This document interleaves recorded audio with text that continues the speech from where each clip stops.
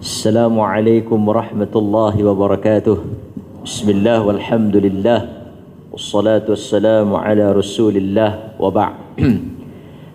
Pertama kita bersyukur kepada Allah subhanahu wa ta'ala kerana dengan izin dan inayahnya pada pagi yang penuh dengan keberkatan ini kita dapat bersama-sama dalam program yang dianjurkan khas oleh pihak Yayasan Mu'allaf Malaysia yang menghimpunkan anggota beruniform pasukan keselamatan daripada mereka yang saya difahamkan daripada kalangan para mu'allaf yang memeluk ataupun yang sudah beragama Islam.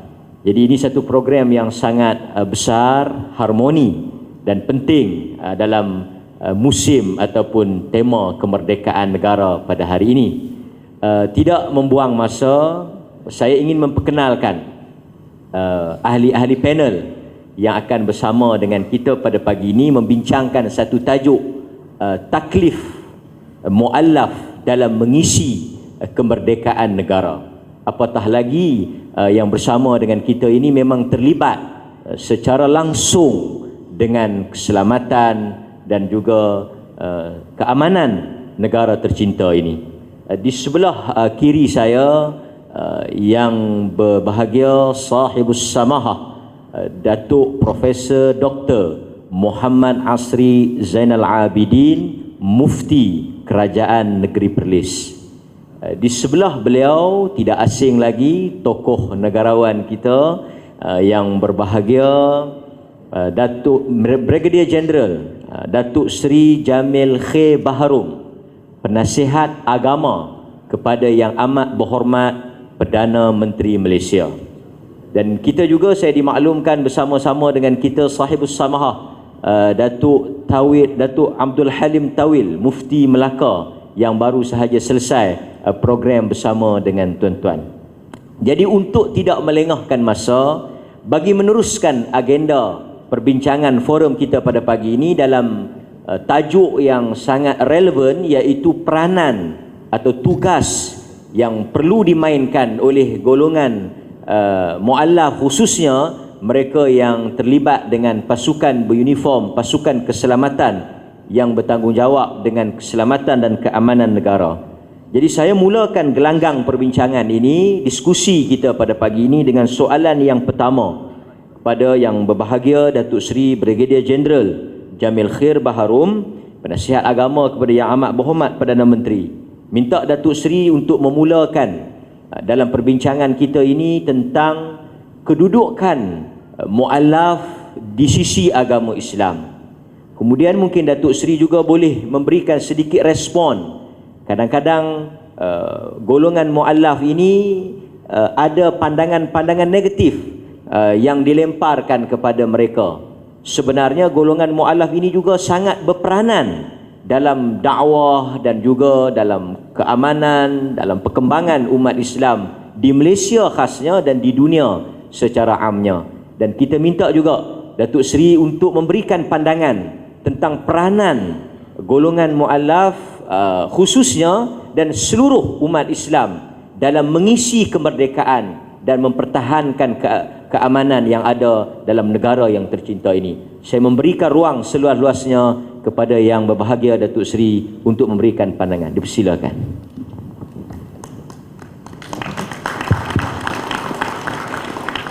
Bismillahirrahmanirrahim. Assalamualaikum warahmatullahi wabarakatuh. Alhamdulillahirabbil alamin wa bihi nasta'in. Wassalatu wassalamu ala asyrafil anbiya'i wal mursalin wa ala alihi wa sahbihi ajma'in. Yang saya hormati dikasihi selaku moderator pengacara forum, mini forum kita pada pagi ini. Yang saya hormati rakan forum saya yang berbahagia sahibus samahah Datuk Mufti Kerajaan Negeri Perlis Datuk Muhammad Asri Zainal Abidin yang terbang jauh datang daripada Perlis. Saya pun semalam ada di Kedah, balik malam tadi pasal program pada pagi ni. Dan saat lagi saya ada satu lagi program dekat dengan KLIA sana, Movenpick Hotel. Saya beritahu kat penganjur tadi sebab oleh kerana penganjur saya naik tadi, terus saya masuk sini, saya minta maaf kat Dr. Asri. Mereka mai jemput saya, terus pindah pula pergi duduk bilik sebelah. Saya kata aku ni dah umur tua dah, jenis-jenis mantan ni nak berjalan banyak-banyak, aku malas nak jalan dah lagi pula nak duduk. Saya ni tuan-tuan lama dah tak berforum. Sejak daripada berhenti forum, masuk jadi menteri dulu, sampailah hari ni saya ingat baru pertama kali forum balik kot. Jadi saya nak dengar juga tadi Mufti Kerajaan Melaka Ustaz Tawil nak bercakap tadi, Hadi Tawil. Saya nak dengar juga apa buah pemikiran, pandangan. Jadi ada juga tadi hak duduk meja saya tadi, dia kata tu jomlah pergi pindah. Kata kalau hang suruh aku pindah pula aku balik, tapi tak main apa forum lah hampa. Kan dia tak, kalau saya tak bagi macam tu, depa duk kira yalah, no need tu serba salah. Pasal dia rasa serba salah, tak cukup penghormatan, tak cukup ihtiram. Tak. Saya ni senang orang kampung, kita mai di sini untuk pada hari ni kita nak share daripada pengalaman, kita nak share daripada idea. Jadi bukan jadi masalah sangat untuk saya nak duduk di belakang sekejap tadi, sebab saya nak beritahu noh meja duduk belakang saya tadi, takut depa duk serba salah. Tok Jamil marah ke tak? Saya tak marah, tapi bila dah paksa suruh saya pindah balik, pergi balik, actually it's not a protokol yang wajib nak kena ikut pun. Tak masuk holding room pun tak apa. Ni penyakit penganjur ni, dia bila main ni kena masuk dulu bilik holding room. Padahal duduk kan buat apa pun. Duduk sengap tu saja. Kalau ada nasi berani bawang 2-3 pinggan, boleh lah gagah. Faham? Tuan-tuan dan puan-puan, pagi ni kita nak bercakap soal yang berkaitan dengan kemerdekaan, dan kita nak hubung kaitkan dengan peranan yang ada kaitan juga dengan rakan-rakan mu'alaf yang ada pada hari ni. Saya tak tahulah ni Mufti akan tentukan tadi tempoh mu'alaf ni berapa lama ke, sampai ke bila-bila pun. Tapi kalau sampai ke bila-bila bagus juga. Pasal salah satu daripada cabang asnaf yang layak untuk terima zakat ialah mu'alaf qulubuh. Jadi kalau sampai bila-bila untung juga. Tapi kalau tera macam Datuk Muhammad Chin ni, kedai pun dia punya outlet sampai berapa belas. Jadi kalau outlet dia pun banyak, lepas tu zakat pun dia terima banyak kat dia. Jadi tuan-tuan, sampai bila pun tak boleh nak keluar zakat kita ni. Tuan-tuan dan puan-puan, kita melihat bahawa di dalam Islam, betapa zaman Rasulullah sallallahu alaihi wasallam, Nabi sewaktu Fathul Makkah, kita melihat bagaimana kalangan sahabat-sahabat yang baru masuk Islam disantuni oleh Nabi, sehingga pada waktu itu timbul rasa perasaan para sahabat, di antaranya kalangan daripada Muawiyah, kalangan sahabat-sahabat yang baru masuk Islam yang kaya raya, sehingga para sahabat timbul rasa kecemburuan. Yang pertama saya nak bawa daripada sini ialah betapa Islam itu menyantuni sehingga sampai kelayakan untuk diberi zakat dan sebagainya, sehingga sahabat lain cemburu dan merasakan betapa Rasulullah tidak meletakkan keutamaan kepada mereka yang datang daripada Madinah, mereka yang awal itu menyantuni pada peristiwa hijratul Rasul, walladzina amanu wa hajaru wa jahadu fi sabilillah walladzina awaw wa nasaru ulaika humul mu'minuna haqqan. Allah kata golongan yang membantu, yang berhijrah, orang pergi hijrah, ulaika humul mu'minuna haqqan, mukmin yang sebenar pada sisi Allah. Tapi sahabat ni bila Nabi santuni mereka yang baru masuk Islam di Makkah pada peristiwa Fathul Makkah, mereka kata, ya Rasulullah, kami dulu kan tolong kamu, kami dulu kan berhijrah bersama dengan kamu, kami yang duduk di Madinah ini orang yang pertama menolong dan juga membantu. Kisah yang cukup hebat, Sa'ad bin Rabi' cerita saya bagaimana Osman bin Affan, bagaimana Sa'ad, kalangan-kalangan mereka yang membantu orang yang berhijrah pada waktu itu, mengorbankan sebahagian daripada harta mereka.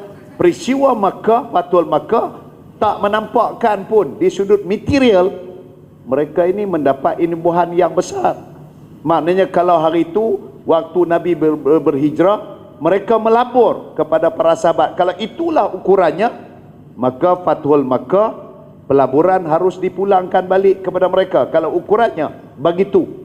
Tetapi Nabi kata, wahai para sahabat, waktu mereka dah mula hati dah ada berbolak balik, Nabi kata, wahai sahabat, sebenarnya walaupun sebenarnya aku ni orang Makkah, aku berada lahir daripada Mekah. Khadijah juga wafat, meninggal dan dimakamkan di Mekah. Tetapi peristiwa Fathul Makkah tidak menyebabkan aku balik kekal berada di Makkah. Mungkin mereka dapat habuan daripada pembahagian harta-harta daripada Makkah ini, tetapi aku balik bersama dengan kamu berada di Madinah.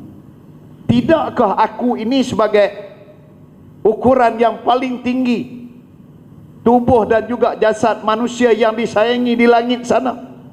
Maka aku kembali berada bersama dengan kamu di Madinah. Barulah sahabat tadi rasa tersedak kesilapan mereka. So saya melihat bahawa dalam konteks Islam, betapa Islam menyantuni golongan-golongan yang dipanggil mu'allaf ini. Cuma macam saya kata tadilah, sampai berapa lama, sampai had mana, sampai bila. Jangan sehingga sampai dah mati pun abang kata yang mati siapa? Mu'allaf. Jadi sampai bila kita nak selesaikan pada panggilan yang seperti ini. Tuan-tuan dan puan-puan, bercakap soal kemerdekaan, saya ingat, oleh kerana ini kita semua badan beruniform, saya masih ingat lagi sewaktu kita bincang dengan ATM. Sebab saya masih ingat lagi sebelum penubuhan Bakar ni daripada polis, kita pernah menubuhkan Jumaat dekat dengan tentera dekat dengan tentera Brunei. Saya dijemput sebagai salah seorang daripada kumpulan pemikir untuk kita nak buat dasar penubuhan. Pada waktu penubuhan Kagat, saya masih ingat lagi bila orang panggil tanya tu, Kagat ni nak duduk di mana dalam konteks peperangan. Maksud saya dalam konteks perang nak ikut Red Cross ke? Red Cross ni ialah bulan sabit ataupun kalangan daripada pembantu-pembantu untuk dalam medan perang sebagai tenaga doktor dan jururawat. Kita nak duduk di mana? Adakah Kagat ni nak duduk di dalam pasukan yang sama tadi? Maksud kenapa ada perbezaan? Kerana kalau dia masuk dalam kumpulan Red Cross, tak boleh ditembak dan tak boleh nak menembak. Ada latihan menembak barangkali, ada latihan menembak barangkali, tetapi bila dalam suasana peperangan konvensional, kita tengok dalam United Nations telah menetapkan kumpulan ini tak boleh nak ditembak, tak boleh untuk nak mereka juga menembak orang. Maka kita ambil kesimpulan, jadi maknanya kalau kita pakai satu lambang ni, kalau berlaku perang, kalau berlaku peperangan, maka kita tak akan ditembak. Di satu sudut untung juga, pasal orang tak boleh tembak kita. Sudut yang sama juga, kita juga tak boleh menembak orang. Ini. Tapi saya bincang balik, kita brainstorm balik. Tang mana pula kita nak letak yang di sana Quran kata innallaha ashtara minal mu'minina anfusahum wa amwalahum bi anna lahumul jannah yuqatiluna fi sabilillah fayaqtuluna wa yuqtalun wa'dan 'alaihi haqqan fit taurati wal injili wal Quran wa man awfa bi ahdihi minallah. Allah nak beli daripada orang yang berjuang pada jalan Allah ni ganjaran syurga, sama ada mereka membunuh ataupun terbunuh. Maka Allah nak beli dengan ganjaran syurga. Jadi kalau tak boleh menembak, macam mana pula kita nak membunuh? Dan tak boleh ditembak, macam mana pula kita untuk dibunuh? So perbincangan itu agak panjang, dalam, dan akhirnya Kagat kita putuskan boleh menembak dan boleh ditembak. Artinya dia termasuk dalam combat juga. Red Cross dia kekal. Sebab tu bila saya bertugas 9 bulan dekat Somalia, 9 bulan Somalia ni dia mission yang agak different sikit. PBB mission. Kalau di tempat lain, saya dah sampai dah Bosnia, dah sampai dah dekat dengan tempat-tempat perang lah, Timur-Timur Leste, dah sampai dah dekat dengan Kamboja, dah pergi dah tempat perang, you name it, Lebanon. Tapi yang saya bertugas paling lama 9 bulan solid, tak boleh balik ke Malaysia. Kalau tempat lain dia ada juga masa R&R, relax and recreation ni, dia boleh berhenti juga seminggu, dia balik mai bercuti di kampung, jumpa keluarga, isteri, anak, adik-beradik. Tapi mission Somalia tak boleh balik. saya pergi immediate selepas daripada peristiwa Black Hawk Down. Yang rajin tengok Black Hawk Down kan, ada biasa tengok dah Black Hawk Down, filem dia. Lebih kurang mak kilau lah juga. Ni hampa mak kilau aja kot. Alim pun tak tengok.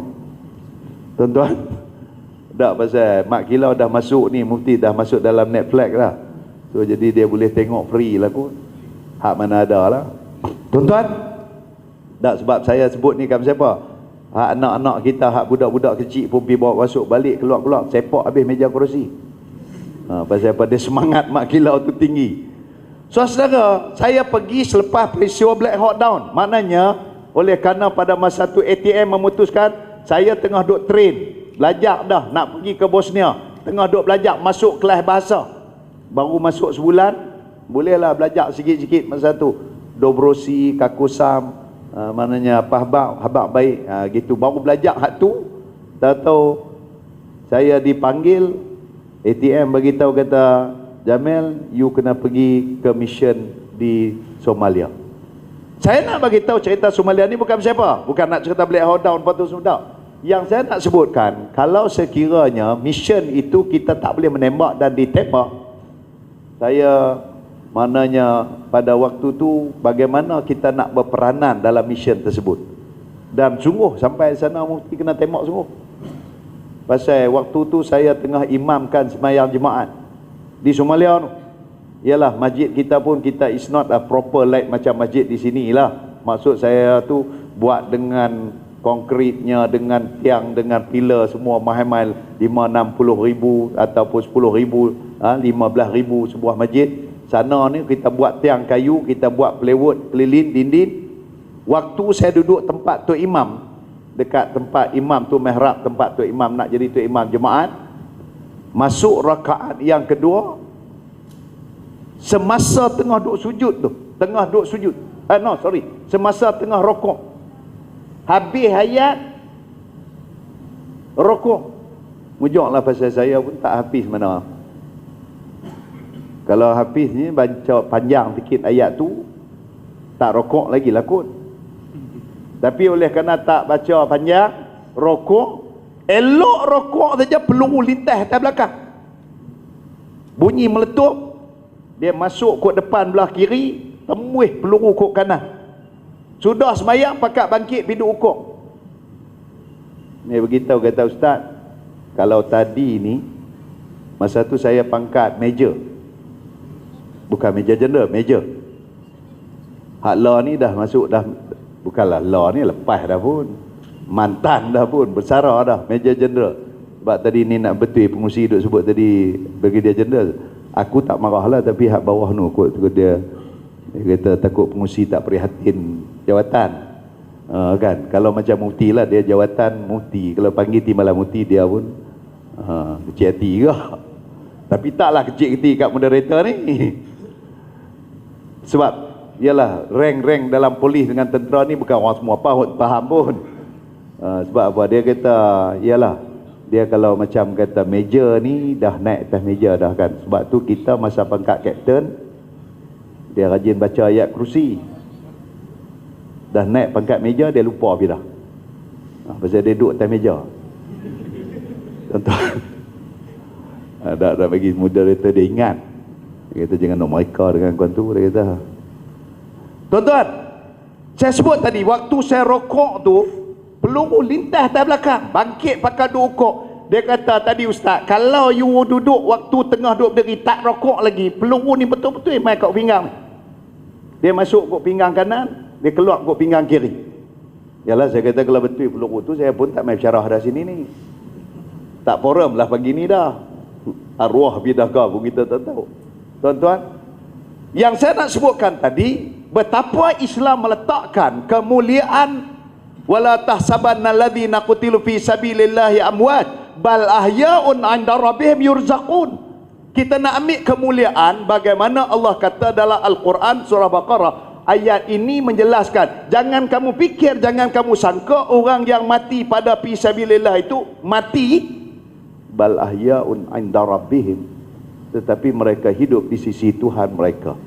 Jadi sebab itu saya kata, keputusan kita buat hari itu bincang, kagak duduk dalam kumpulan combat yang boleh menembak dan ditembak. Dia berbeza dengan Red Cross. Dia berbeza dengan mereka yang bidang perubatan. Sebab itu kalau lah kata dia naik payung terjun, orang tengok daripada bawah, nampak dia pakai ada palang salib ni, walaupun dia tu beruniform daripada musuh sebelah sana, yang duduk di bawah ni musuh sebelah sini, tak boleh tembak dia, tak boleh tembak. Tapi kalau kagak tengah duduk atas tu, tak ada nak jatuh bawah lagi, boleh tembak. Dia pun kalau duduk di atas kena belajar lah menembak ke mana. Sebab saya pergi payung terjun, ni tuan-tuan, paracut saya pergi, ada sayap 2 pun saya. Jadi jangan tuan-tuan nak fikir tengok dia ni tapi takatlah suruh terjun tak orang nak boleh akut tua dah. Tapi kalau bagi payung boleh lagi, boleh lah nak terjun kan tuan-tuan. So balik pada tadi, maknanya dalam konteks Islam meletakkan betapa golongan-golongan mu'alaf ini adalah merupakan golongan yang sangat besar di sisi Allah Subhanahu wa taala. Dan bagaimana yang berikutnya, kita nak mengisi kemerdekaan. Tuan-tuan, soal bernegara, dia tak kira sama ada dia Islam tak Islam, apabila dia menjadi sesuatu rakyat dalam sebuah negara.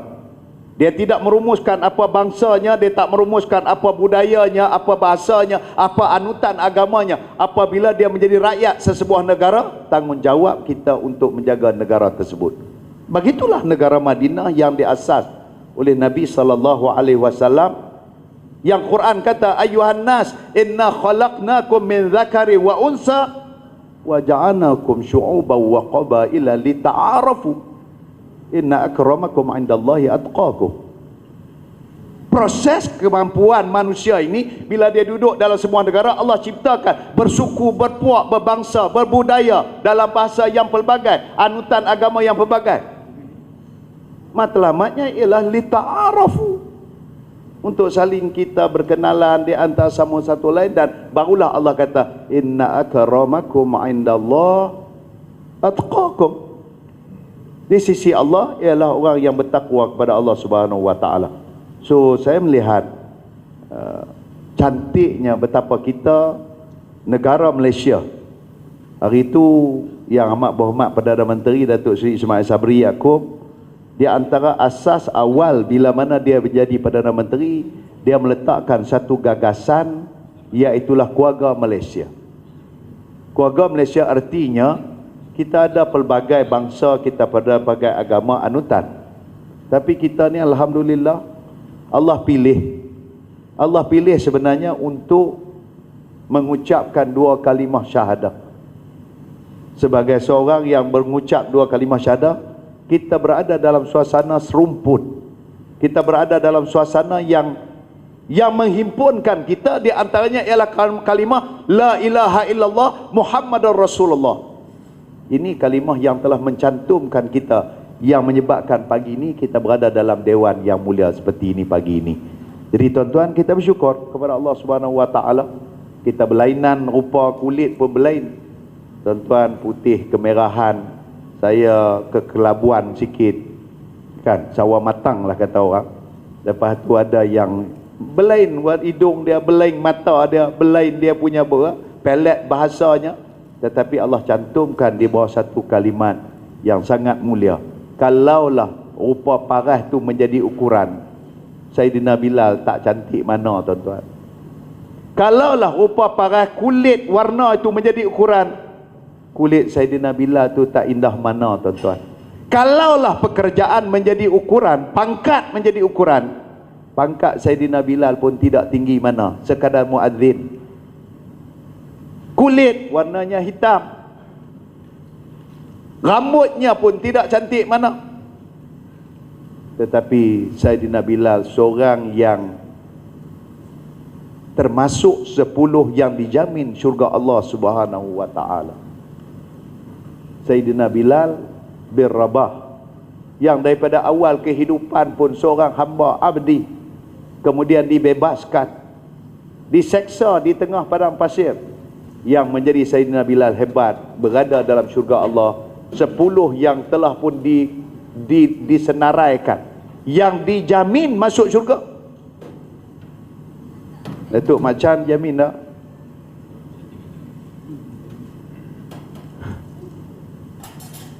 Kita yang duduk dalam dewan ni tidak ada jaminan, tetapi kita digarantikan untuk sebagai seorang Muslim di sisi Allah Subhanahu Wa Taala dengan kalimah yang kita telah ungkapkan. Jadi pengacara, terima kasih banyak. Round yang pertama ni ada berapa round? Tak ada dah kan? Ada lagi? Wallahu alam. Assalamualaikum warahmatullahi wabarakatuh.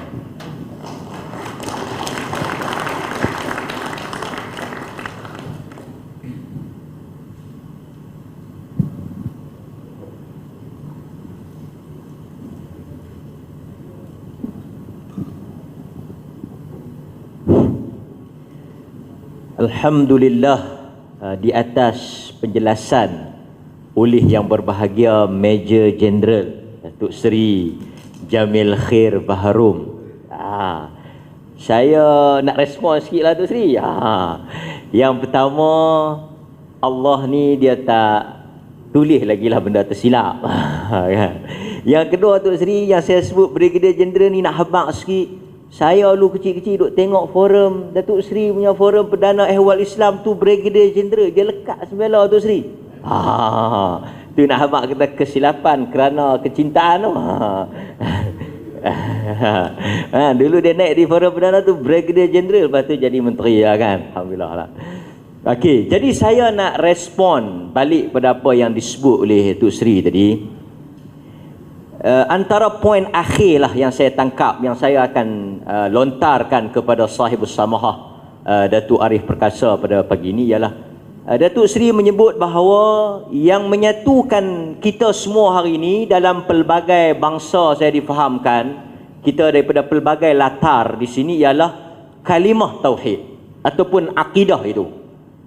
Tidak ada soal mu'allaf ini golongan yang second class dalam Islam. Walaupun di sana ada pandangan mu'allaf ini golongan yang kedua, bukan daripada Islam yang asal dan sebagainya. Tapi Datuk Seri ada menyebut tadi bahawa apapun warna kulit, bangsa, latarnya, kita telah disatukan dan diletakkan pada kedudukan yang sama, iaitu Muslim yang mentauhidkan Allah Subhanahu Wa Taala. Dan itu juga yang akan saya ajukan kepada yang berbahagia Datuk Arif Perkasa, Profesor Dr. Asri pada pagi ini, iaitu kita lihat hari ini ada pelbagai bangsa, bukan sahaja badan beruniform, ada tentera, ada polis, ada APM. Kita ada daripada mungkin daripada Sabah, Sarawak, daripada Kadazan, Iban, daripada China, India. Ini bangsa yang menunjukkan Islam ini rentas, merentasi perkauman, merentasi bangsa, merentasi bahasa. Sebab itu bila Islam pergi ke India, dia tidak buang budaya India. Islam pergi ke China, dia tak ubah makanan China. Pasal tu antara penganjur kita pun restoran Datuk Muhammad Chan. Satu tepukan sikit kepada yang berbahagia Datuk yang bersama dengan kita pada pagi ini. Jadi mungkin yang berbahagia Datuk Perkasa, Datuk Arif Perkasa, Datuk Muhammad Asri boleh berikan sedikit pencerahan kepada kita bahawa Islam merentasi segala-galanya, bangsa, keturunan dan sebagainya. Dipersilakan. Assalamualaikum warahmatullahi wabarakatuh. Alhamdulillah wassalatu wassalamu ala Rasulillah wa ba'd. Yang dikasihi yang fadil pengurusi majlis Datuk Rizal, yang dikasihi Datuk Seri Dr. Jamil Khair selaku penasihat agama kepada Yang Berhormat Perdana Menteri dan selaku bakal calon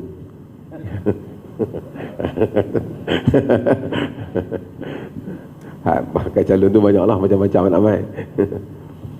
Hadirin dan hadirat yang dirahmati Allah, saya nak balik sikit kepada untuk kita ada tasawur untuk faham basic agama ni.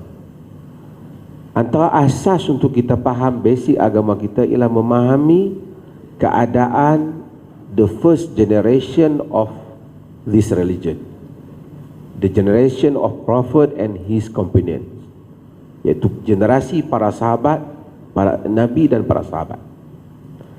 Bila Islam datang, agama turun kepada Nabi kita Muhammad sallallahu alaihi wasallam. Nabi menjadi rasul. Orang-orang yang menerima Islam, mereka tu semua asalnya bukan Islam.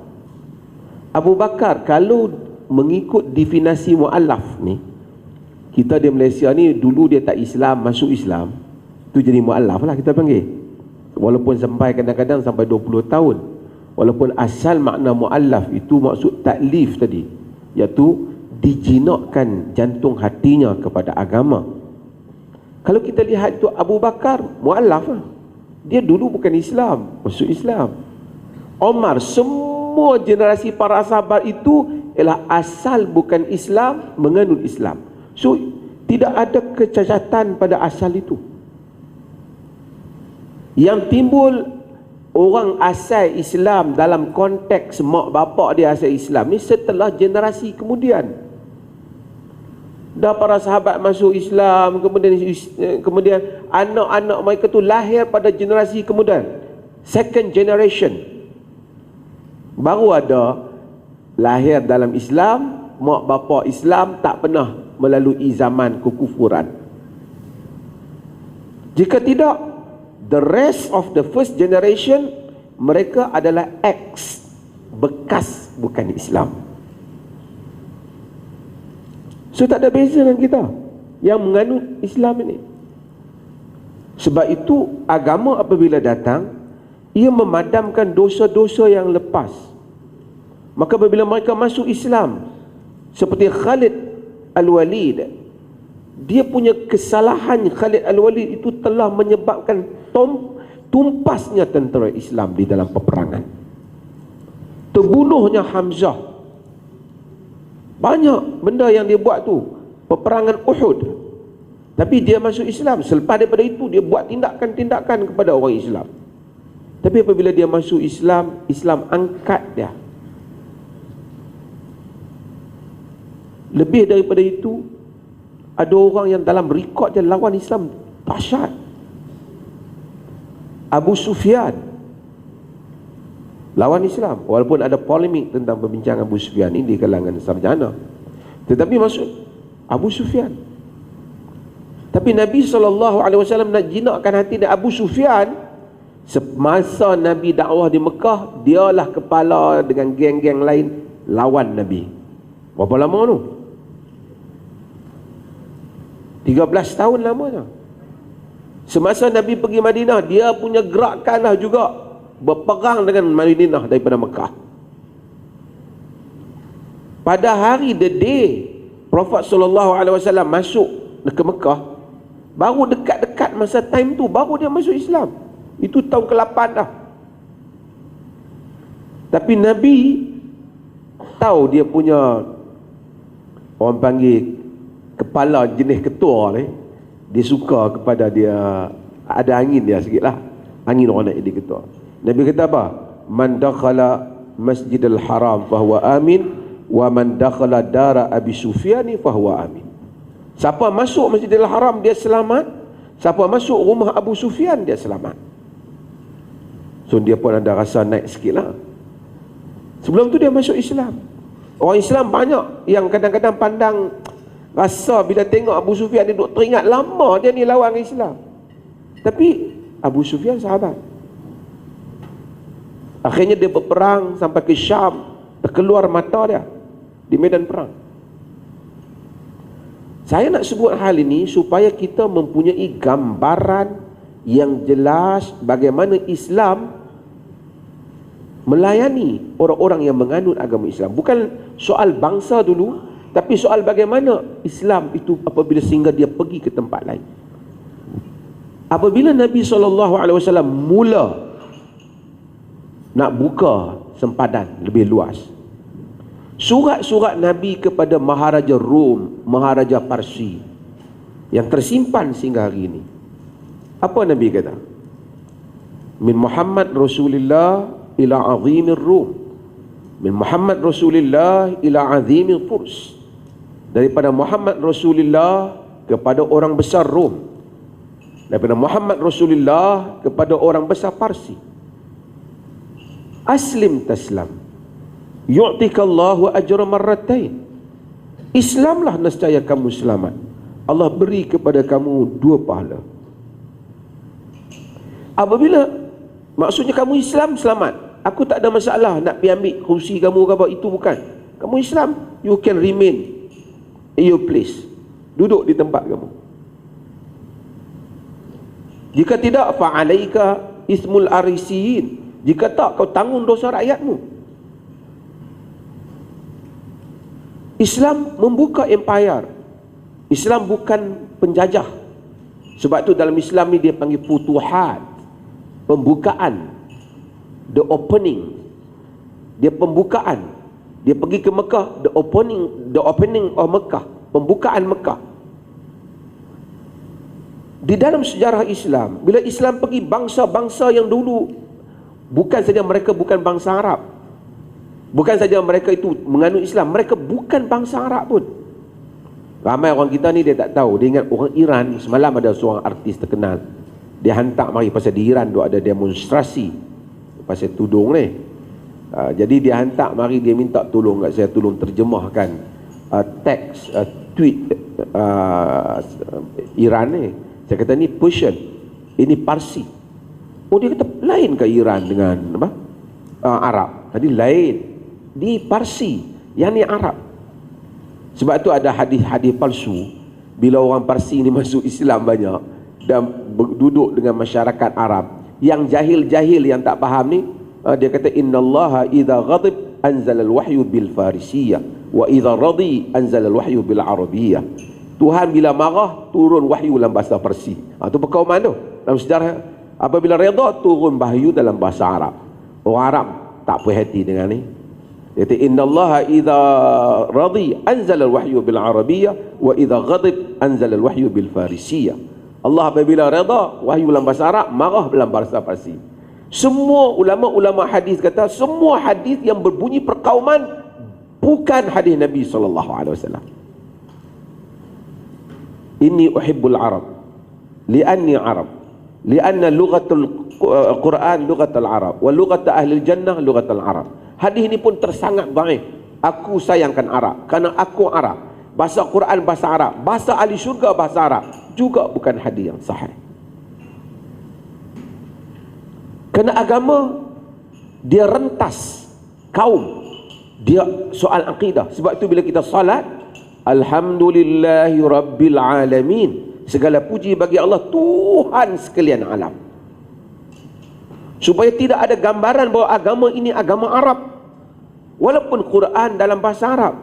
Sebab tu saya selalu buat ulangi ingatan. Saya ni duta pelancongan Islam Uzbekistan, dilantik oleh kerajaan Uzbekistan. Itu saya selalu sebut. Di dalam bidang hadis, tokoh-tokoh utama hadis semua bukan orang Arab, melainkan 1-2 saja. Al-Imam Al-Bukhari, Muhammad bin Ismail Al-Bukhari itu bukan orang Arab. Bukan Arab. Kalau nak ikut kita sekarang ni dengan konteks Malaysia ni, seolah-olah hak Islam ni Melayu lah. Hak baru hak bukan Melayu ni kira Islam kemudian. Tapi kalau ikut asal, yang Islam awalnya ialah Arab lah. 1-2 orang saja yang bukan Arab. Masa awal, Bilal tadi yang disebut, Suhaib Ar-Rumi, itu pun ada bincang tentang keturunan Rumi ni. Yang lain adalah mereka, Salman Al-Farisi, beberapa orang, majoriti Arab. Tetapi kemudian apabila Islam berkembang, dia pergi ke negara-negara yang bukan Arab. Tapi Islam dia bukan conqueror, dia bukan penjajah. Islam apabila datang, dia membawa risalah wahyu. Dia bukan offer kamu kena duduk bawah aku, hampa bukan Melayu kena duduk bawah Melayu kalau nak Islam elok-elok. Never. Islam apabila datang, dia menawarkan akidah. Bila kau terima akidah, kau dan kami sama. Inna abakum wahid, kullukum ya ayuhan nas, inna rabbakum wahid, wa inna abakum wahid. Wahai manusia, kamu Tuhan kamu sama, kawan kamu satu, bapa kamu satu. Ala la fadla li arabiyyin ala ajamiyyin, wala ajamiyyin ala arabiyyin, wala aswadin ala ahmarin, wala ahmarin ala aswad. dalam riwayat Imam Ahmad dan riwayat Al-Baihaqi, bahwasanya sesungguhnya tak ada lebih orang Arab atau orang bukan Arab, orang bukan Arab atau orang Arab, orang kulit merah atau orang kulit hitam, orang kulit hitam atau orang kulit merah, illa bitaqwa, melainkan takwa. Ini basic utama dalam agama. Bila Islam sampai, nikmat menyatakan agama yang tidak berpihak kepada kaum, kulit dan bangsa ini. Saya sebut dia Al-Bukhari, bukan orang Arab. Tuan-tuan pergi ke Uzbekistan, kubur dia di Khartang.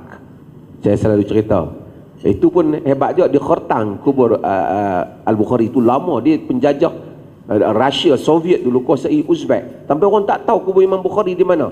Kebetulan Imam Bukhari ni masa mati dia terbuang, dianggap sesat oleh orang negeri dia. Dia atas krisis di kalangan para ulama dalam beberapa isu. Jadi lupa. Soekarno punya berjasa bila dia pergi ke nak melawat Soviet Rusia, dia kata bahawasanya dia nak melawat kubur Imam Bukhari. Saya ingat cerita tu bohong, tapi bila saya pergi sana, orang sana pun cerita yang sama. Dia kata sebab itulah, dia kata ketika itu barulah Rusia cari balik kubur tu nak membolehkan Presiden Indonesia pergi melawat kubur berkenaan. Tapi saya nak ceritanya ialah Imam Bukhari yang meninggal tu awal 256 Hijrah meninggal. Imam Bukhari Muhammad Ismail, ia bukan Arab. Tuan-tuan baca hadis rawahu Tirmizi. Tirmizi bukan orang Arab. Abu Isa Muhammad bin Saurah At-Tirmizi itu bukan orang Arab yang meninggal pada tahun 279 Hijrah. Dia bukan orang Arab. Dia bukan orang Arab. Siapa lagi? Dan Tirmizi kubur dia di Tirmiz, di Uzbekistan. Tuan-tuan pergi di Uzbek ni, depa bukan cakap Arab. Depa tak boleh cakap Arab pun. Sebab dengan Rusia baca Arab pun tak boleh lah. Tuan-tuan tengok apa lagi nak hadis. An-Nasa'i, Al-Imam An-Nasa'i, Ahmad bin Ali bin Shu'aib An-Nasa'i, daripada Nasa'. Dia bukan orang Arab. Kubur dia Nasa' sekarang dah ada di Iran. Bukan orang Arab. Siapa lagi? Abu Dawud Sulaiman bin Ash'ath As-Sajistani atau Sistani, dua-dua boleh dibaca. Sistan juga bukan Arab. Bukan Arab. Tadi Nasa' tadi saya dia Nasa' sekarang berada di, bukan di Iran. Nasa' berada di Turkmenistan. Bukan Arab. Ibnu Majah Muhammad bin Yazid Al-Qazwaini bukan orang Arab. An-Nasa'i meninggal pada tahun 303 Hijrah. Bukan orang Arab. Abu Dawud bukan orang Arab. 375 bukan orang Arab. Ibnu Majah bukan orang Arab. Tapi saya nak ceritanya agama yang adil. Abu Hanifah bukan orang Arab. Kalau nak ikut geng-geng ni, geng-geng yang keturunan yang mu'alaf lah. Ini adalah keadilan agama. Sebab itu kenapa orang Islam gagal jadi lagi bangsa yang jadi agama yang hebat. Saya selalu ulang dan banyak ceramah saya tengok. Saya sebut apa yang Maulana Abul Hasan Ali An-Nadwi. Ali An-Nadwi ni memang darah dia darah Arab, tapi duduk di India. Tengok dia macam orang India, tapi dia ketua kepada para sastrawan Arab, bahasa yang hebat. Dia tulis kaifa dakhala al-arabut tarikh, macam mana Arab masuk sejarah. Arab dulu ada kuda hebat, syair hebat, gagal menempatkan diri mereka di persada sejarah. Bila Arab jadi hebat? Setelah Islam datang. Kenapa Islam datang dan jadi hebat? Kerana Arab bukan jadi pergi masuk kawasan orang kerana untuk mengajak orang supaya menghormati Arab, tapi masuk ke kawasan orang untuk membawa risalah Islam. Kami bawa tawaran akidah. Anutlah Islam, beriman pada Allah, agama yang merentasi perbezaan kaum. Ini yang berlaku dalam sejarah. Selagi kita tidak kembali kepada misi itu, kata Maulana Abul Hasan Ali Nadwi, Islam tak akan naik. Semua ni ada kepentingan. Yang ni Melayu atas Melayu, Cina atas Cina, India atas India. Kita dipisahkan oleh geografi. Dan tuan-tuan dan perempuan yang ada ni mempunyai peranan yang besar supaya memahamkan orang Melayu juga. Bukan orang Melayu yang nak bagi faham, tuan-tuan. Maksudnya agama ini rentas bangsa. Ia rentas bangsa. Dan ini kerana Allah menjadikan kita ni sama saja. La fadla li arabiyyin ala ajami. Tak ada lebih orang Arab atau orang ajam atau orang Arab. Wassallallahu ala nabiyina Muhammad. Alhamdulillah. Satu jawapan yang saya ingat memberikan semangat lah, bukan sahaja kepada mu'alaf, tapi juga kepada yang merasakan diri sebagai Muslim asal. Cuma kita tak tahulah mu'alaf ni yang baru masuk Islam, yang dah lama ni mungkin ada istilah ya kot. Kan? Tapi macam Datuk sebut, kita keluarga Muslim lebih luas daripada segala-galanya. Kita pergi ke India, walaupun makanannya berbeza, kita Muslim. Pergi ke China, walaupun ada Chinese food, tetapi yang penting adalah akidah kita sebagai Muslim. Kita akan jumpa dan kita akan mulakan dengan Assalamualaikum warahmatullahi. Jadi saya nak pergi pada pusingan yang kedua kepada Major Jeneral Datuk Seri Jamil Khair ni. Soalan saya sangat mudah. Datuk Seri ialah bekas tentera, kor agama, kemudian terjun ke dunia politik, peranan yang agak berbeza. Mungkin wasiat lah, bukan wasiat terakhir, wasiat penting kepada seluruh pasukan keselamatan yang bersama dengan kita, bagaimana memainkan peranan, apatah lagi bukan sahaja membawa nama tentera, nama polis, nama pasukan keselamatan tercatik di badan-badan kita semua nama seorang Muslim. Kalau dahulu kalau kita buat salah, mungkin yang tercemar itu nama bangsa kita, nama keturunan kita, nama kaum kita. Tapi kita kini Muslim. Kalau ada salah dan silap, yang terpalit itu juga tentulah agama yang mulia ini. Jadi minta Datuk Seri respon sikit pada soalan ini. Dipersilakan.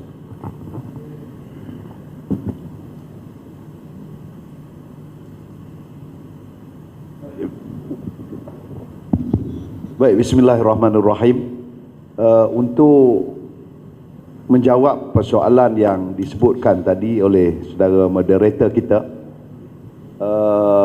saya ingat kita telah melalui pencerahan-pencerahan yang begitu baik, mulai daripada pagi tadi sampai kepada saat tadi. Mufti dah penjelaskan banyak pengalaman-pengalaman para sahabat dan juga begitulah kalangan tabi'in dan sehingga sampai mutaakhir ini kita melihat bahawa Islam berkembang dalam keadaan yang secara kita tengok dia tidak berkembang seperti mana berkembangnya kalau kita katakan di musim hujan, tumbuh cendawan-cendawan begitu cepat dan layu. Tetapi kita melihat perkembangan dan pertumbuhan Islam dalam konteks negara kita Malaysia sangat tersusun dan sangat mempunyai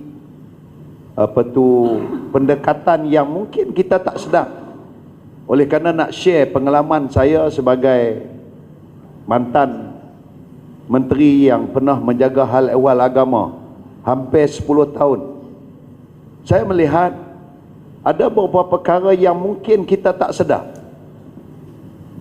Oleh kerana kita fahami bahawa peranan kita ni tak kiralah apa bangsa dan juga apa rupa agama kita asal, tapi bila kita dah mengucap syahadah, kita sudah berada di dalam apa yang Allah katakan, wa ma khalaqtul jinna wal ins illa liya'budun. Tidak kami ciptakan jin dan manusia ini melainkan untuk beribadah kepada Allah Subhanahu wa taala. Maka dalam konteks untuk penentuan pengibadatan ini, dia tak boleh ada yang ibadat mungkin kita ukur hanya sekadar baca Quran, mungkin sekadar solat, mungkin sekadar puasa bulan Ramadan, ataupun mungkin sekadar kita ukurkan banyaknya dia berwirid, berzikir dan sebagainya. Islam mencakupi keseluruhan Maka sebab itu dalam konteks negara yang kalau saya kata nak share tadi, kita tengok betapa kita nak hati-hati. Dalam Malaysia ada 14 buah negeri, 14 orang juga mufti yang diwujudkan. Walaupun ada cakap-cakap yang macam sedikit sinis. Dia kata Arab Saudi yang begitu besar, hebat, Mekah ada situ, Madinah ada situ, Kaabah ada di situ, Hajarul Aswad ada di situ, Rasul pun dilahirkan di situ, mufti seorang aja. Tapi dia kata Malaysia apa siapa buat banyak-banyak. Tuan-tuan, betapa kita menjaga dengan penuh perancangan untuk agama Islam.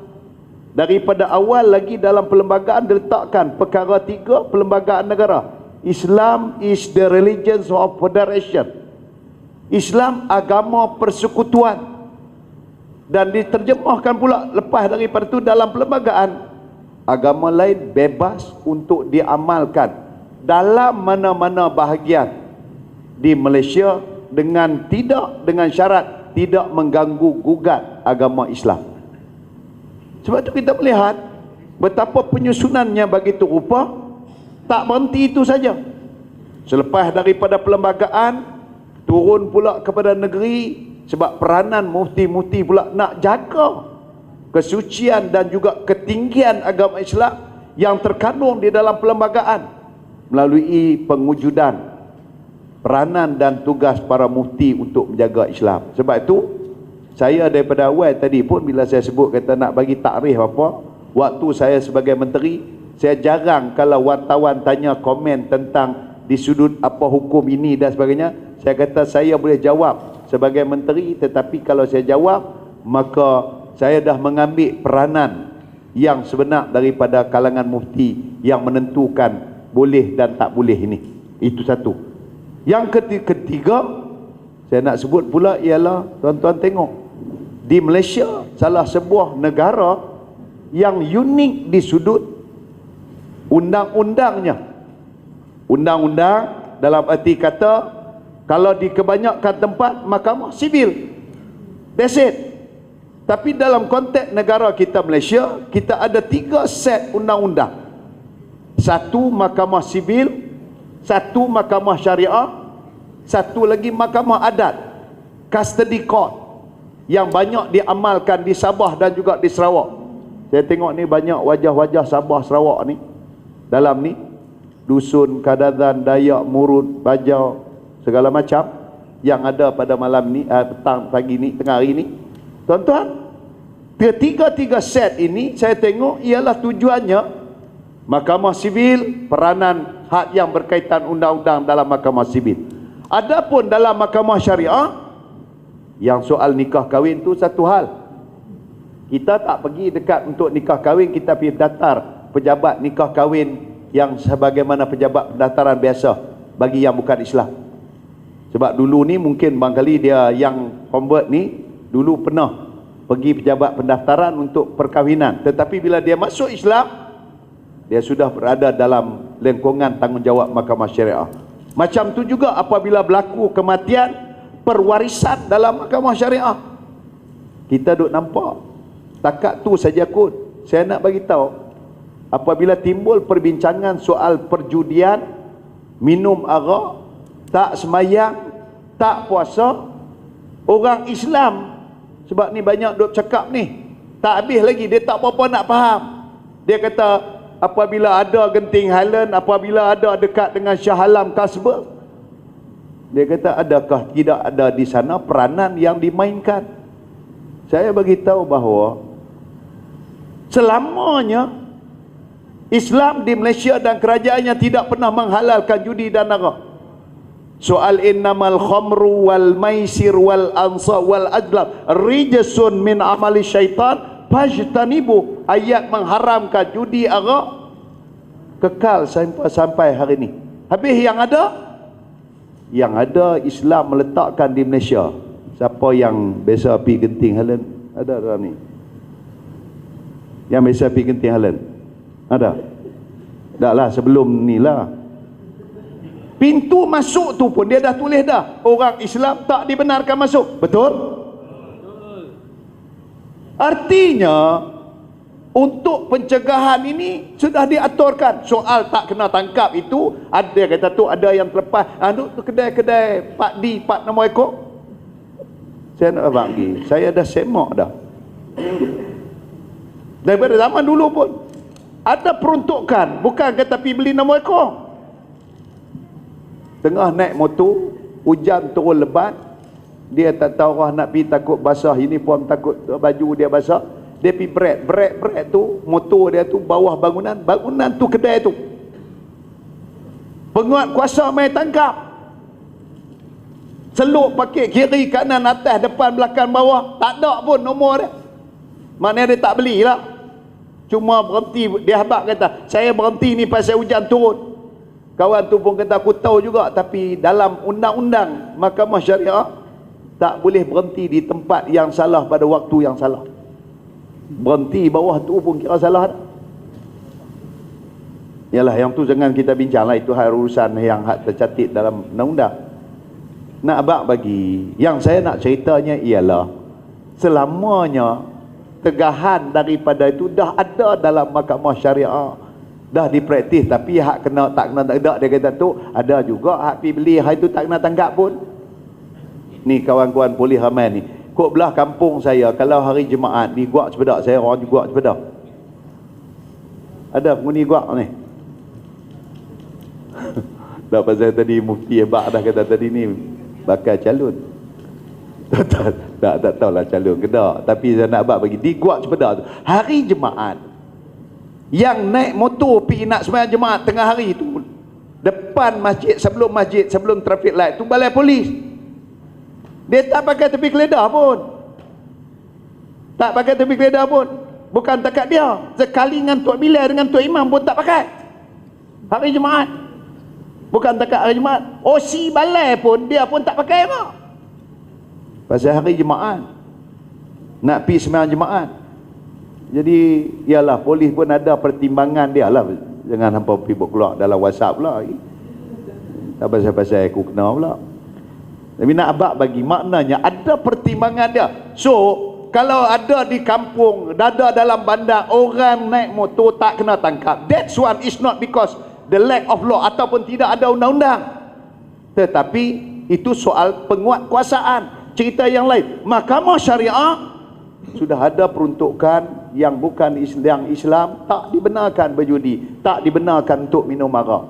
So kalau kita dapat fahami yang macam ni, kita dapat mudah sikit untuk kita tak kelai banyak.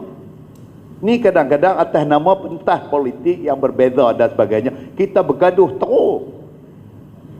Mai kita duduk bersama bagaimana kita nak mengharmonikan pada perkara yang sudah ada kebaikan, kalau perlu kita perkasakan. Jadi sebab nak bercakap soal pengalaman ni, jadi tuan-tuan dan puan-puan, maka saya melihat waktu zaman saya dulu, saya nasihatkan juga kita asingkan juga pendapatan pun, kita asingkan. Kalau duit daripada yang hak sumber-sumber yang tak boleh, kita asingkan dalam akaun lah. Nak perasin duit macam mana pula? Dalam bentuk akaun, maknanya jumlah berapa ratus juta, berapa puluh juta diasingkan dalam akaun yang disimpan oleh MOF. Dan duit ni kalau kita tengok dah minta pendapat daripada mufti, dah minta pendapat daripada kalangan majlis fatwa dan sebagainya, memfatwakan apa peruntukan duit ni boleh digunakan. Contohnya nak buat jalan, nak buat longgang, nak buat parit, nak buat jambatan, nak buat sekolah, nak buat benar-benar pusat permainan dan sebagainya. Yang ni adalah merupakan tempat-tempat yang dibenarkan duit yang ada tadi. Jadi sebab itu saya melihat bahawa kalau kita sharekan tadi betapa keindahan, betapa kita sudah ada satu set yang begitu cantik, cuma kita bukan nak claim mileage. Sebab yang ni pun bukan dibuat di zaman saya, zaman sebelum daripada itu sudah ada dah.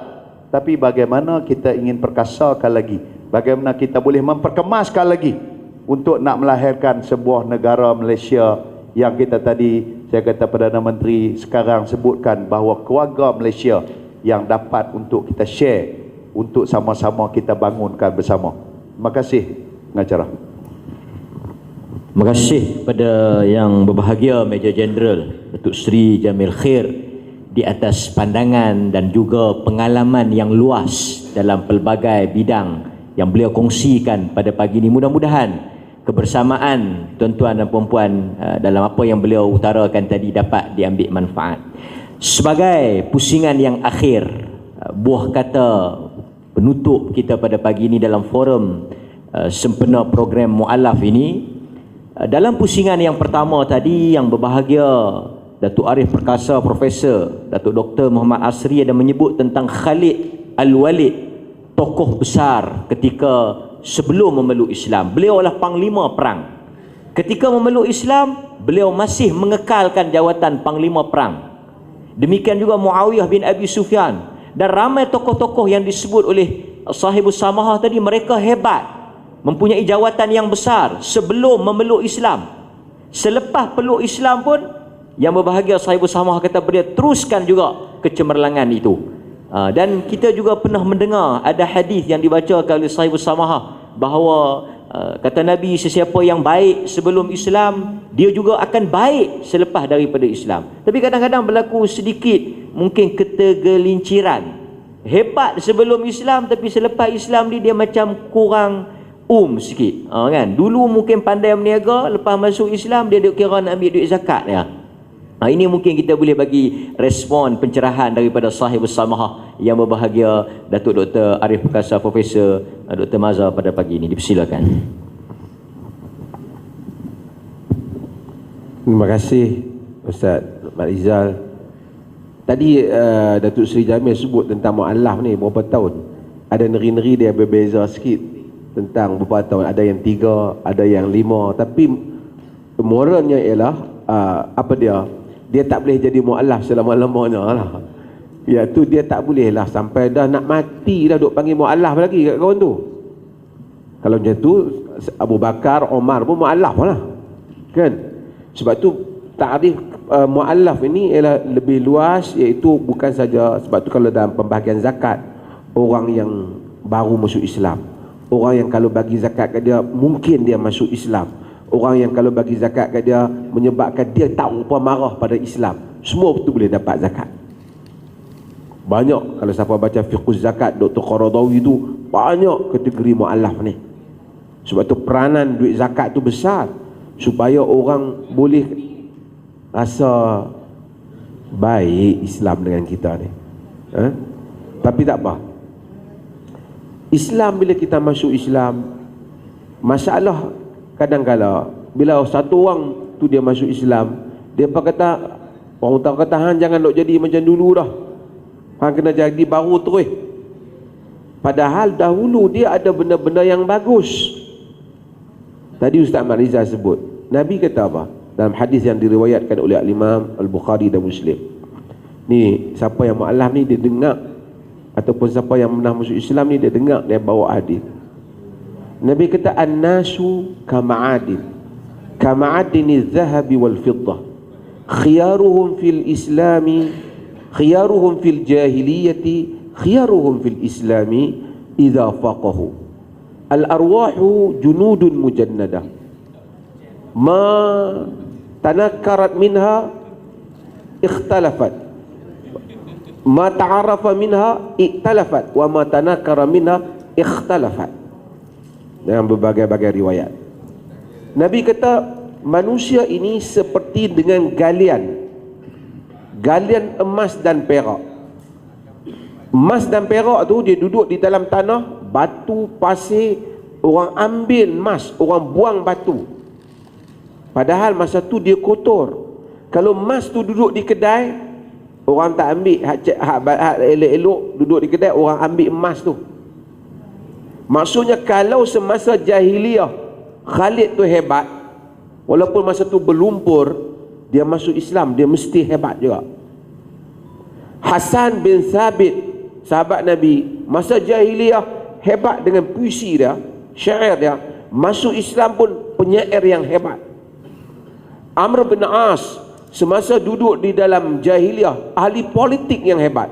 Ni antara orang panggil tokoh-tokoh hebat politik Arab ni, salah seorangnya Amr bin As. Tapi oleh kerana kita ni kadang-kadang ada sentimen Syiah apa sikit, kita tak baca Amr bin As punya politik. Beberapa orang panggil tokoh besar politik, Muawiyah bin Abi Sufyan, Amr bin As, yang hebat. Sebab tu Arab panggil Sya'rul Muawiyah, rambut Muawiyah. Muawiyah kata, di dalam berpolitik ni, di dalam menguruskan ni, macam dengan tarik rambut. Kalau orang tarik, aku lepas. Kalau orang lepas, aku tarik. Sebab tu boleh buat, orang yang belajar boleh buat apa? PhD tentang Muawiyah, tentang Amr bin As. Amr bin As ni dia masuk Islam, dia masih hebat. Nabi masuk Islam je, Nabi bagi jawatan tu kat dia, pergi kendalikan pasukan. Dan kerana dia orang bijak, bila Nabi hantar dia bawa satu patrol, dalam sebagian riwayat, dia pergi dalam satu pasukan, sahabat lain semua senior di dalam tentera, dia baru masuk Islam, tapi dia terkenal lah di kalangan orang Arab. Musim terlalu sejuk, orang nak nyalakan api, Amr bin As kata jangan menyalakan api. Kalau nyalakan api, aku bakar hampa sekali. Mereka marahlah, apa macam ni lah biasa mana-mana pun bila lantik orang baru ni. Tapi mereka tahan kat Nabi. Tapi sebahagian orang ni, dia ni dah baru masuk Islam, pegang jawatan kita ni pula. Dia kata hampa jangan nak bakar api, bakar hampa. Sejuk pula malam. Pagi orang tahu dia bersama dengan isteri dah. Lepas tu dia, orang lain semua berwuduk, orang lain semua nak solat, dia tak, orang tengok dia tak mandi. Dia terus hanya bertayamum, kemudian dia jadi imam. Lagi sahabat tak puas hati. Kemudian apabila masa perang, dia mengejar musuh, dia kejar tak habis. Separuh jalan dia kejar, musuh lari, dia berhenti, dia patah balik. Sahabat patah duk tunggu rasa balik kat Nabi ni nak kena mengadu Amr bin As ni. Dapat jawatan baru ni. Pasal Nabi ni macam tu, orang yang ada kualiti yang lama, Nabi lantik. Bila tanya Amr bin As kata, wahai Rasulullah, kita di tempat musuh pada malam, kalau kita nyalakan api, musuh boleh agak kekuatan pasukan tentera melalui nyalaan api. Jadi aku tak bagikan dia nyala, aku suruh dia tahan sat. Lepas tu yang hang jadi imam, yang tak pi mandi wajib pasal apa? Dia kata dia baru masuk Islam, tapi dia kata aku ingat satu benda ya. Ayat Allah, wala taqtulu anfusakum innallaha kana bikum rahima. Kamu jangan bunuh diri kamu, Allah sayang kat kamu. Sejuk. Kalau aku mandi lemah aku, sakit aku ketua tentera, aku tayamum. Dalam riwayat kata fadhahika Rasulullah, Rasul gelak ke dia. Maksudnya pandai lah. Macam tu lah. Dia kata satu lagi, sebahagian riwayat menyebut kenapa dia tak ini, dia kata kita yang penting mesej kepada musuh, mereka dah tewas. Kalau kita kejar mereka lebih jauh, kita tak tahu lagi apa kemungkinan di hadapan. Dan Nabi akur dia. Sebab tu Nabi kata khiyaruhum fil jahiliyah, khiyaruhum fil Islam. Yang terpilih masa jahiliyah, terpilih juga semasa Islam. Sayyidina Umar jahiliyah terpilih, dia masuk Islam dia terpilih. Kemudian Nabi kata al-arwahu, tapi Nabi kata idza faqahu, dengan syarat dia kena faham agama tu. Masuk Islam tak faham agama, nak satu kedudukan, payahlah.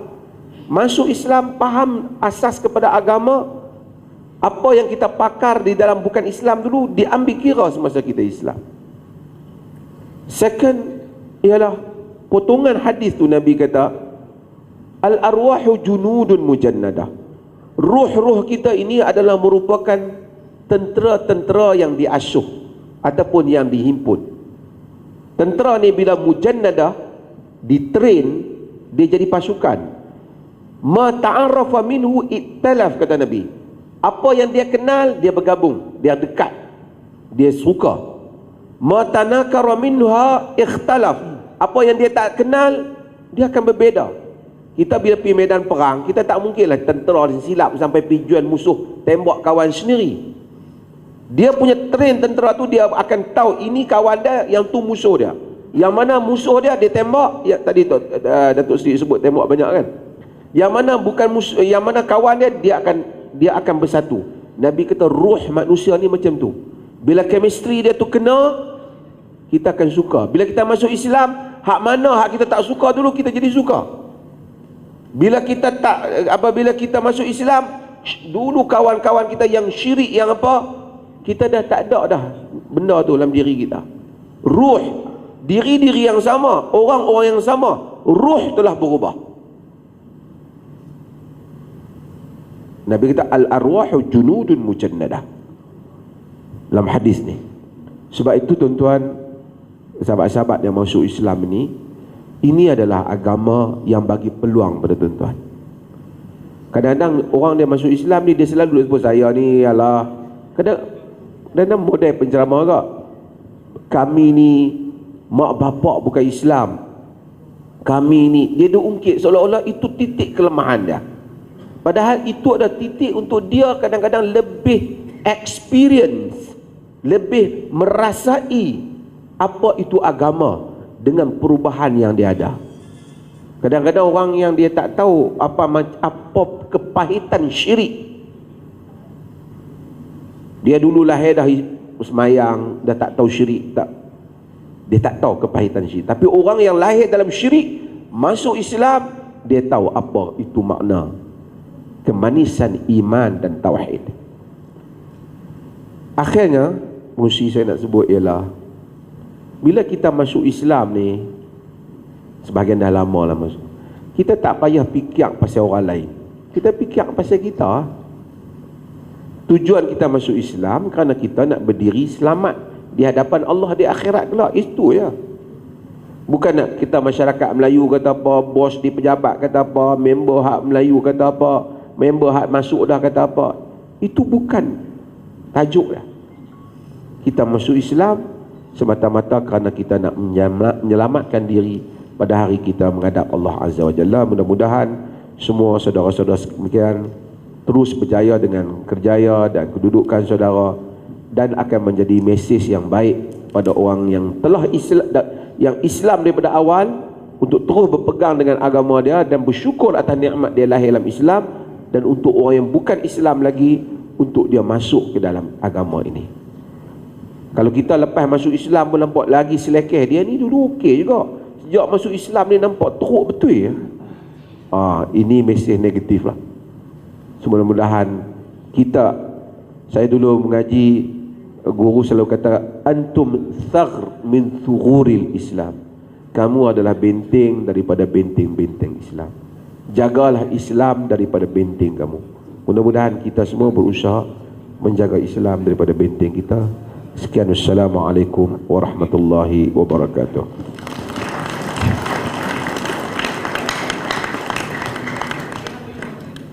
Alhamdulillah, dengan kata-kata akhir daripada sahibus samahah yang cukup mendalam, dan beliau sering kali mengulang untuk mengingatkan diri kami dan diri kita semua bahawa siapapun kita, di mana pun tuan-tuan berada, kita adalah benteng daripada benteng-benteng Islam.